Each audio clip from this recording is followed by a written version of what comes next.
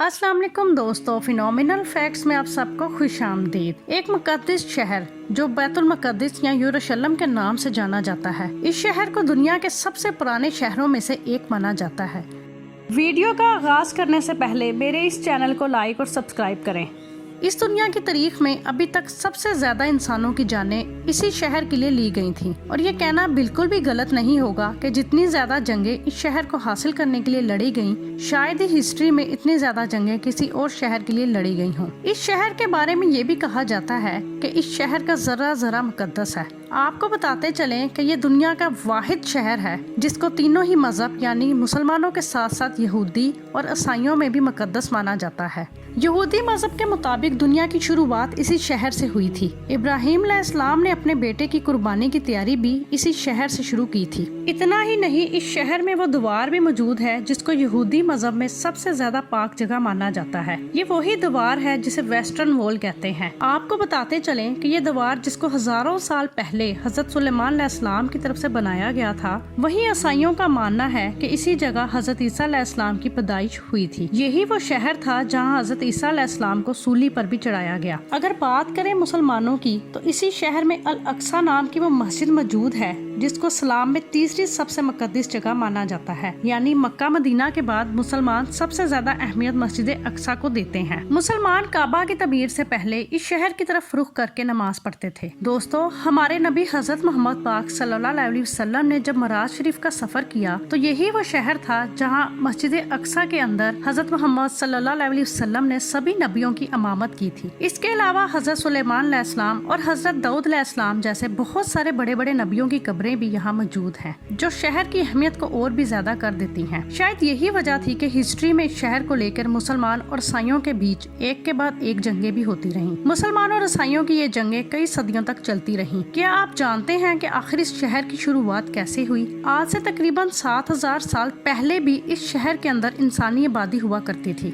जो इस शहर को पुराने शहरों में से एक शहर बनाती है। इस शहर को सबसे पहले हजरत दाऊद अलैहिस्सलाम ने फतह किया था। ये वही दाऊद अलैहिस्सलाम हैं जिन्हें यहूदी और ईसाई धर्म में डेविड के नाम से जाना जाता है। हजरत दाऊद अलैहिस्सलाम ने इस शहर को फतह करने के बाद इसको अपनी सल्तनत की राजधानी बनाया। हजरत दाऊद अलैहिस्सलाम ने इस इलाके पर तकरीबन 33 साल तक हुकूमत की थी। उसके बाद उनकी ये हुकूमत उनके बेटे हजरत सुलेमान अलैहिस्सलाम के पास चली गई। ये वही हजरत सुलेमान अलैहिस्सलाम हैं जिनको सोलोमन के नाम से भी जाना जाता है। हजरत सुलेमान अलैहिस्सलाम ने सुलेमानी नाम की मशहूर इमारत को भी बनाया था, जिसके अंदर ताबूत सकीना रखा गया था। ताबूत सकीना हद से ज्यादा खास हुआ करता था।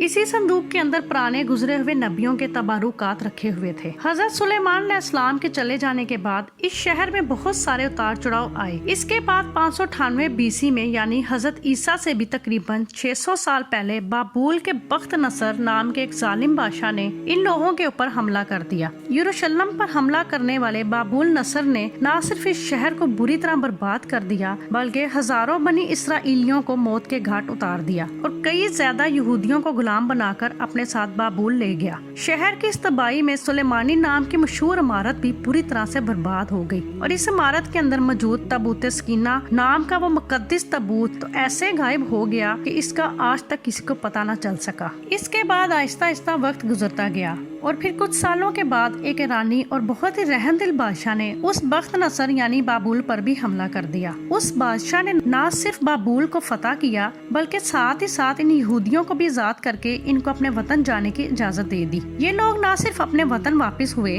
बल्कि इन्होंने उसी बादशाह की मदद से इस मशहूर इमारत को फिर से बनवा लिया, जिसको सुलेमानी इमारत के नाम से जाना जाता था। वक्त ने अपने आप को एक बार फिर बदल डाला और 17वीं ईस्वी में उस दौर की सबसे ताकतवर सल्तनत यानी कि रोमन सल्तनत ने यरूशलेम शहर पर हमला कर दिया। रोमन शहंशाह जब इस शहर में दाखिल हुआ तो उसकी फौजों ने इस पूरे शहर में आग लगा दी। साथ ही साथ सुलेमानी नाम की इस इमारत को भी बुरी तरह बर्बाद कर दिया। जैसे जैसे वक्त गुजरता गया वैसे वैसे यहूदियों का रोमन एम्पायर के अंदर रहना और भी मुश्किल हो गया। 135 ईस्वी में जब यहूदियों ने रोमी सल्तनत के खिलाफ बगावत करने की कोशिश की तो फौजियों ने इस बगावत के जुर्म में बुरी तरह से इस शहर को और बर्बाद और वीरान कर दिया। اور اتنا ہی نہیں، یہودیوں سے حد سے زیادہ نفرت کی وجہ سے رومی لوگوں نے اس خاص جگہ پر کوڑا اور گندگی ڈالنا شروع کر دی جہاں پر کسی دور میں سلیمانی عمارت ہوا کرتی تھی۔ یعنی یہودیوں کی سب سے پاک جگہ یہ شہر کئی صدیوں تک ویران رہا، اور آخرکار مسلمانوں کے دوسرے خلیفہ یعنی حضرت عمر رضی اللہ تعالیٰ عنہ نے اس شہر کو رومن امپائر سے فتح کر لیا۔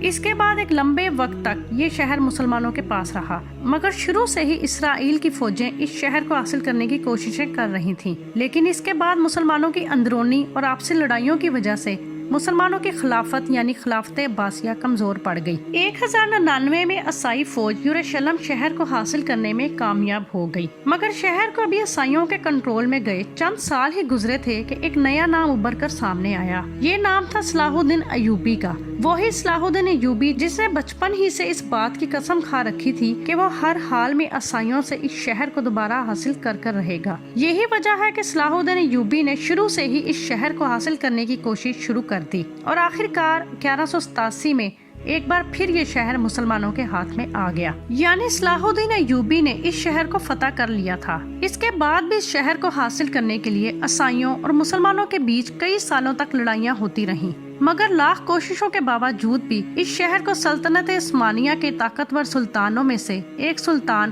سلیم اول نے فتح کر کے اپنی سلطنت میں ملا لیا۔ 1517 عیسوی سے لے کر 1917 عیسوی تک یہ شہر سلطنت عثمانیہ کا حصہ رہا۔ اس دور میں سلطنت عثمانیہ نے اس شہر کو پوری طرح بدل کر رکھ دیا۔ سلطنت عثمانیہ کے دور میں بھی یہودیوں نے اس شہر میں آ کر اپنی الگ الگ ریاستیں بنانے کی پلاننگیں شروع کر دی، مگر سلطنت عثمانیہ کے آخری سلطان عبد الحمید ثانی ان کی ان کوششوں کو اچھے سے سمجھ گئے تھے، اس لیے ان کے دور میں یہودیوں کی ساری کوششیں ناکام رہیں۔ عبد الحمید ثانی کے بعد سلطنت عثمانیہ بہت کمزور پڑ گئی، اور 1917 میں برٹش امپائر نے سلطنت عثمانیہ پر قبضہ کر لیا۔ اس کے بعد بہت وقت تک یہ علاقہ برٹش امپائر کے انڈر رہا۔ یہی وہ دور تھا جس میں جگہ جگہ یہودیوں کو بلا کر فلسطین میں جمع کرنا شروع کر دیا۔ اس کے بعد سب سے پہلے 1947 میں یونائٹڈ نیشن نے منظوری دے دی، جس میں یہ آدھا یہودیوں کو دیا جانا تھا، آدھا فلسطینیوں کو، اور اس کے بعد 1948 میں اسرائیل دیش کا بھی اعلان کر دیا گیا، اور اس اعلان کے بعد فلسطین کے ساتھ ساتھ یروشلم کو بھی 2 ٹکڑوں میں بانٹ دیا گیا۔